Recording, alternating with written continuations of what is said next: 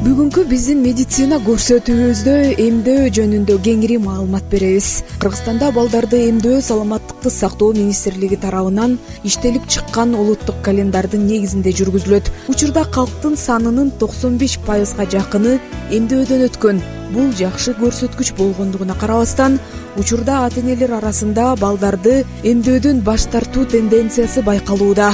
Дарыгерлер эмделбеген балдардан кийин коркунучтуу, жугуштуу ооруга кабылып калышы мүмкүн деп коңгуроо кагышууда.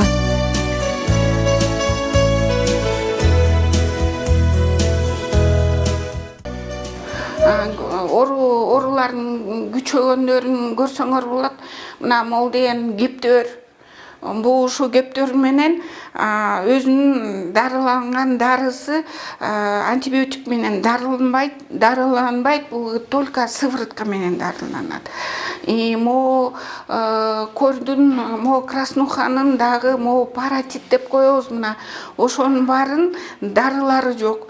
Бүт эмелердин баары могу столбняк, полиомиелит, корь, паротит, краснуха, могу гепатит Б дейт. Ошолор бүт азыркы көрсөтүп аткан ооруларга каршы вакциналар бар. Ошо оорулардын мондай күчөп кеткенин дарылаган өзүнүн дарылары жок.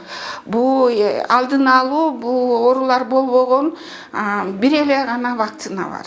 Шу балдар мондай ооруп, мондай майып болбош үчүн эмдөөнү алыш керек да.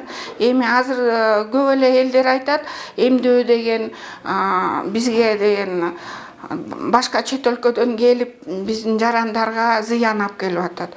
Жок, бүткүл дүйнө жүзүндө кара чечек деген оору бар болчу. 75-жылы ал деген дүйнө жүзүндө жок болуп калды. Эмдөөнү жасап, ошо эмдөө аркылуу эле ошо ооруну дүйнө жүзүндө жок кылдык. Эми азыркы тапта бизде мына полиомиелит шал оорусу деп коебуз. Ошого баратабыз, бүткүл дүйнө боюнча жок кылган аракет көрүп атат. Бул деген биздин областта 93-жылдан бери катталбай эле турат. Эмдөө календарга ылайык балдарга 11 жугуштуу башкарууга мүмкүн болбогон ооруларга каршы эмделет. Ал оорулар адамга аба аркылуу жугат. Ошондуктан эмделбеген адамдарда аны жугузуп алуу коркунучу жогору болот. Ал вакциналар баланын иммундук системасын күчөтүп, башкарууга мүмкүн болбогон жугуштуу ооруларды алдын алууга, каршылык көрсөтүүгө же жеңил чыгууга жардам берет. Мен дарыгер катары ошо кээ бир түшүнбөгөн ошо эмдөөдөн баш тартып аткан эне аталарга ошо айтып кетет элем да. Мен өзүмө келген жана эне аталарга дайым айтам, ошо өзүлөрүнүн баласынын келечегине балта чаппаса. Себеби эч ким билбейт, эч ким гарантия бере албайт. Ал бала чоңоет, мектепке барат, же болбосо көчөгө, же алар ойлошо мектепке барбаса деле көчөгө чыкса, же болбосо элементарный бир ошо бирөө менен ооруган, ошондой ошол мисалы оору менен ооруган адам менен контакт болсо, эч ким гарантия бере албайт да, ал оорубай калат деп.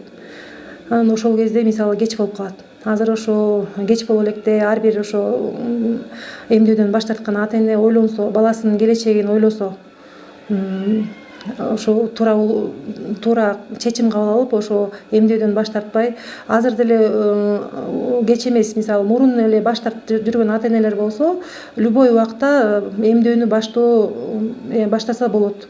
Ал эми индивидуальный календарь деп коебуз. Ар бир бала өзү индивидуальный ошо кайсы возрасттан баштап алып баштаса, ошого жараша эмдөөсүн улантып баштап кетет да. Ошон үчүн азыр да кеч эмес, ар бир эне ата ошо эмдөөсүн өз убагында баласынын келечегин ойлоп, ошо эмдөөсүн баштап, ошо өзүнүн үй бүлөлүк дарыгерине кайрылып, эмдөөсүн баштаса деп чакырат элем да. Андыктан эмдөөдөн баш тартуу коркунучу жугуштуу ооруларга алып келиши мүмкүн дешет ак халатчандар. Эмдөөдөн кийин жугуштуу оору менен оорубаса да жеңил өтөт. Айрым жугуштуу ооруларга каршы вакцина 2 же 3 жолу берилет. Эмдөөнүн натыйжасында айрым жугуштуу оорулар азайды. Эгерде бул эмдөө жөнүндө айта кетсек, бул вакциналарды алуу өтө маанилүү. Себеби бул эмдөө кептер оорусунан, көк чөтөлдөн, сенек оорусунан жана ошондой эле жана айтып атпайбызбы, гемофильная палочка деп. Ошол гемофильная палочка инфекциялык оорулар, бул менингит жана пневмониядан сактайт. Анткени 5 жашка чейинки балдар көбүнчө ушу менингит жана пневмония оорусуна көп дуушар болушат да. Ошол себептен ушул вакциналарды алуу өтө маанилүү. Анткени мына көп жылдан бери ушул пентавалентный вакцина иштелип чыккандан бери балдар эмдөө алып жаткан учурда мен байкадым, балдарда менингит оорусу жана пневмония оорусу азайды. Мурун болсо мына натуральный оспа деп атабыз. Ошол вакцинация болгондон бери бизде натуральный оспа жоголду. Ал эми шал оорусуна каршы да эмдөө жүргүзүлүп атат да. Азыркы тапта болсо шал оорусу дагы жоголду. Баланын ден соолугун сактоого 1 жашка чыкканга чейин эмдөөлөр жардам берет дешет адистер. Кээ бир ата-энелер жаңылыш пикирде болуп, вакцинадан баш тартышууда. Дарыгерлер 1 жашка чыкканга чейин баланын эмдөөсүн жылдыруу бул кооптуу инфекциянын өрчүшүнө кошумча шарт түзөт деп эскертишүүдө. Бул эмне үчүн мындай болуп атат? Мурунку жылдары эмдөөдөн союз убагында баш тартуу деген так түшүнүк болгон эмес, баш тартуу деген бир да киши болчу эмес. Акыркы жылдарда бул илим, дин көз караштын жаңы агымдары пайда болгондон баштап эмдөөдөн баш тартып атышат да. Бул эмнеси менен коркунучтуу? Бизде коллективный иммунитет деп коет. Ошо калктын бир кандайдыр бир проценти эмдөөсү жок болсо, ошол жалпы элге коркунуч туудурат. Мына былтырдагы, мурдагы жылдар билесиздер, кор менен обострение ситуация болуп, биздин көлүбүздө 19-жылы 40 учур катталып кетти. Ошонун ичинен 10 чактысы дерлик бул эмдөөдөн баш тарткандар болуп атат да. Дин аалымдары да эмдөөнүн керектигин айтышууда. Себеби учурдагы ар кандай жугуштуу ооруларды алдын алуу үчүн календардык негизде жүргүзүлгөн эмдөөдөн баш тартпоо керек дешет алар. Bismillah, alhamdulillah, ve salatu ve selamu ala Rasulillah, amma ba'd. Eң биринчиден бүткүл аламды жараткан Аллах Таалага мактоолор, сүйүктүү пайгамбарыбыз Мухаммад алейхиссаламга салават жана дуалар. Вакцина бүгүнкү күндө бир эле Кыргызстанда эмес, бүткүл аламда эле проблема болуп атат окшойт. Чындыгында биз Кыргызстан мамлекетинде жашап аткандан кийин ар бир кыргыз жараны дагы Минздравка болгон ишеним болуш керек деп ойлойм да. Мисалы Минздравтагы отургандар дагы жөн адамдар болбосо керек. Алар дагы вакцинаны жакшы билген, эртеңки күндө Кыргызстан элибизге, кыргыз элибизге бир мындай зыян тийбеген вакциналарды алып келет деген ойдобуз да. Мен бирок деген биз хаж учурларында, хажга барып атканда вакцина алабыз, против гриппа, менингитке алабыз. Умрага барып атканда да анда дагы алабыз, гриппке, менингитке алабыз. Бүгүнкү күндө мен балдарым деле вакцина алышат. Бирок баягында постоянно мен вакцина алып атканда сурап туруп, эмне вакцина, эмнеге сайылып атат, ошолорду информация алып туруп, андан кийин уруксат беребиз, мен балдарым алышат да. Вакциналар бүткүл дүйнөлүк саламаттыкты сактоо уюмунун текшерүүсүнөн өткөн фирмалардан гана алынат. Алар эл аралык тендерге катышат. Вакциналар бизге келгенден кийин гана Саламаттыкты сактоо министрлигинин дары-дармек менен камсыз кылуу департаментинен тастыктоодон өтөт. Толук текшерүүдөн өткөндөн кийин гана эмдөөгө уруксат берилет. Андыктан эмдөө үчүн колдонулуп жаткан дары-дармектер бардык медициналык талаптарга жооп берет дешет иммунолог дарыгерлер.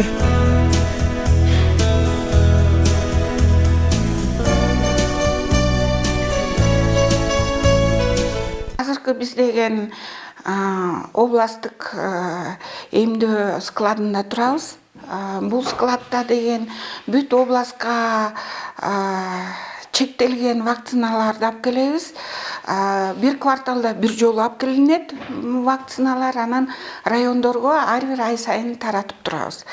Азыркы бул жерде биз орнотулган бул деген холодовая комната деп коет. 10 кубический метрге ылайыктуу. Уш жерге деген 2-ден 8 градуска чейин вакциналар сакталат. Андан кийин бул холодовой комнатабыз вакцина батпай баратса, мына бизде деген мындай муздаткыч жабдыктарыбыз бар. Булар деген 2 градустан 8 градуска чейин вакциналар сакталат. Тиякта болсо минус 20 градустан вакциналар сакталат. Атайын өзүнүн түрлөрү болот. Эми азыр биз мондай көрсөтсөк, ушундай бул муздаткычтардын баары гуманитардык жардамдан келген. Муну деген биздики специализированный холодильниктер деп аталат. Анткени свет өчкөндө булар 36-48 саат температурасын кармап турат. Ачпай ушундай коюп коебуз. Анан өзүнүн 2-ден 8 градуска чейин температурасын кармап турат. Анан мындай ачсак, өзүлөрүнүн мына биз деген ар бир вакцинанын өзүнүн түрү менен монтип маркировка кылып туруп сактайбыз. Ал эми мондай вакциналар мондай түрлөрдө сакталат. Мына ар бир өзүнүн эмеси менен сакталат. Бул жерде болсо, могул болсо электронный термометр деп коебуз. Бул термометр болсо 60 күндүн эмесин көрсөтөт. Анткени мындай улам жылдырып, бул жерде аларым деген опасность, жакшы деген, анан кайсы күнү кандай температура болгон биз арткы күндөрүндө көрсөк болот. Канча саатта ошол температура көтөрүлдү же болбосо түшүп калды. Анан ошого жараша биз деген түшүп же көтөрүлүп калса, ошого жараша өзүбүздүн иш-чараларды көрөбүз. Буларды болсо мондай атайын эмелерибиз болот, баракчаларыбыз болот. Температураларды биз монтип каттап турабыз. Минимальный, максимальный. Эртең менен жумушка келерде бир каттайбыз. Анан эмеден келген, жумуштан кетип атканда бир карап туруп каттап кетебиз. Эми азыр болсо биздин ошо холодильниктерде любой вакцинаны алганда өзүнүн эмелери болот. Мына мындай вакцина, бул деген АКДС деп коебуз. Бул деген кептөр, сенеке, анан көкчөтөлгө каршы вакцина. Анан булардын өзүлөрүнүн эмелери болот. ФТИ деп коебуз, флаконный термоиндикатор. То есть бул деген көрсөткүч эмени көрсөтөт, кайсы температурада Бишкектен бери келип, Бишкек эмес, аэропорттон, заводдон бери келип, кандай температура, кандай эрежеси менен сакталып келген, ошо мондай кенедей, мондай флаконный термоиндикатор деп коебуз. Ошол деген көрсөтөт. Монун ичи мондай агыш болуп турбайбы? Ак болсо, бул деген мындай, бул тышкы мындай кара томолок менен бул ички квадрат болуп турбайбы? Ошонун свети бири болуп калса, бул вакцина уже жарабай калат.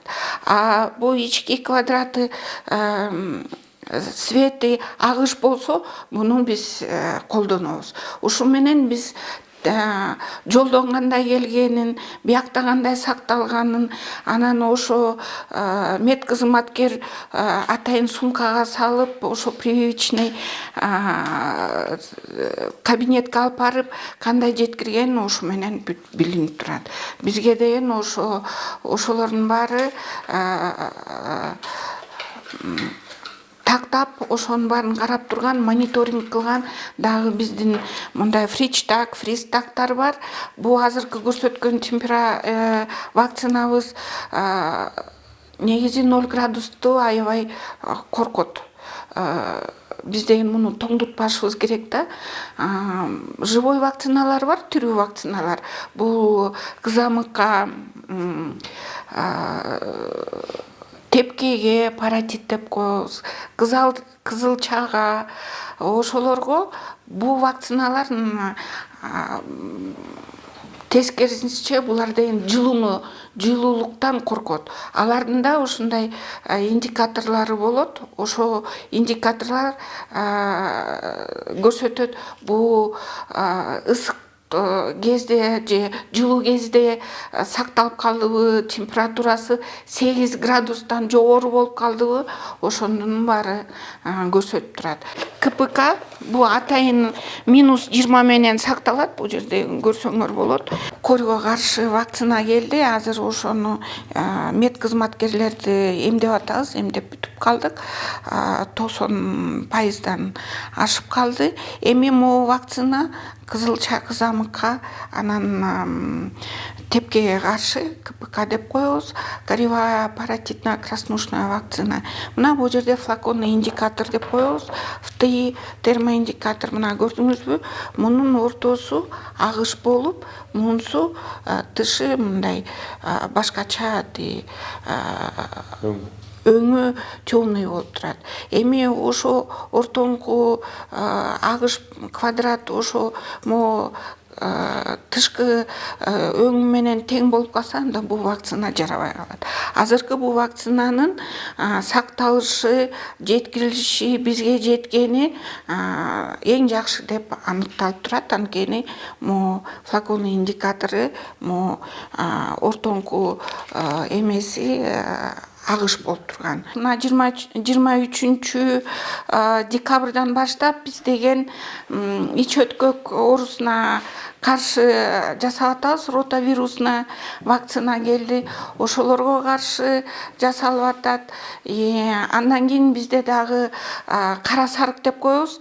Это гепатит Б, ошол профилактика рака печени. Ошол кичинекей жаңы төрөлгөн балдарыбыз 24 сааттын ичинде уже жасай баштайбыз. Ошо вакцинанын баарын хип инфекция деп коебуз. Булар деген менингит чакырган, тамак оорусун чакырган, кулак оорусун чакырган, гемофилус инфлюенция деген микроб бар, ошого каршы да вакцина сайылат.